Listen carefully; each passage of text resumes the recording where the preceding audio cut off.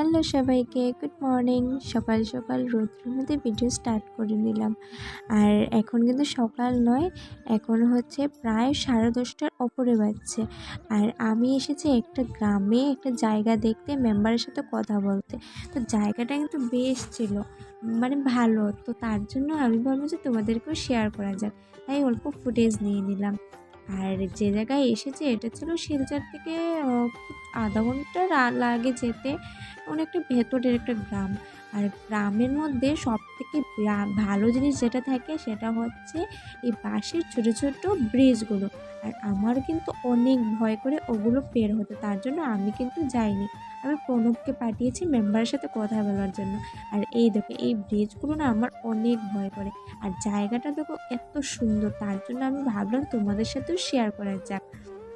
অনেকেই আমার মতো আছো যে যারা ক্ষেত দেখতে ভালোবাসো, বা ক্ষেতগুলো কোনোদিন দেখতে পাও না, সামনে শুধু ফটোতে ভিডিওতে দেখো, তাদের জন্য বিশেষ করে এই ভিডিও। ক্ষেতগুলো একদম খুবই সুন্দর দেখতে, আমার অনেক ভালো লেগেছে। তাই ভাবলাম অল্প ফুটেজ দিয়ে তোমাদেরকেও দেখানো যাক।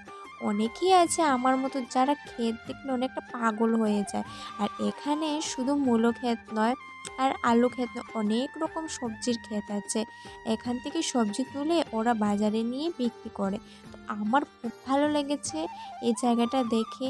আর ওরা দেখো কীভাবে আলু তুলছে, আমার দেখে মনে হচ্ছিল যে আমিও এখান থেকে আলু তুলবো। তো আমি তো গিয়েছি একদম ডক্টর হিসেবে, তার জন্য আমি তো আর এখানে কাজ করতে পারবো না। বাট সত্যি বলতে কি সেই জায়গাটা দেখে আমার অনেক ভালো লেগেছে। আর এই দাদুটা কি সুন্দর আলু তুলছে। আর এখানে অনেকগুলো ক্ষেত আছে, ওরা আলু তুলছে। সেই প্রত্যেকটা ক্ষেত থেকে প্রায় 10 থেকে 15 কেজি আলুই হবে। আমাদের পুল পার হওয়া শেষ, আমরা অনেক অনেক ব্রিজ পার হয়ে এসেছি, তাই না? আমরা তো অনেক বড় একটা ব্রিজ পার হয়ে হ্যাঁ হ্যাঁ, এসেছি। এটা হাওড়া ব্রিজ থেকে বড়। আমাদের শিলচরের অন্নপূর্ণা ঘাট থেকে আরো বেশি বড়। খুব ভয় পেয়ে ব্রিজটা পের হলাম।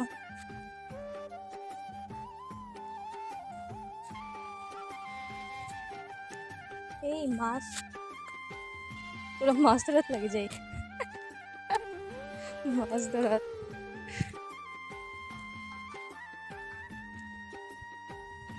জায়গাটা দেখলে খুব বেশি ভয় করে। না, ফোন করবো আমি।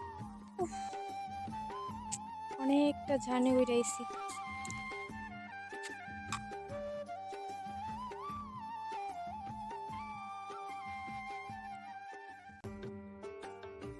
আমরা রেডি, এখন আমরা যাবো শিলচর।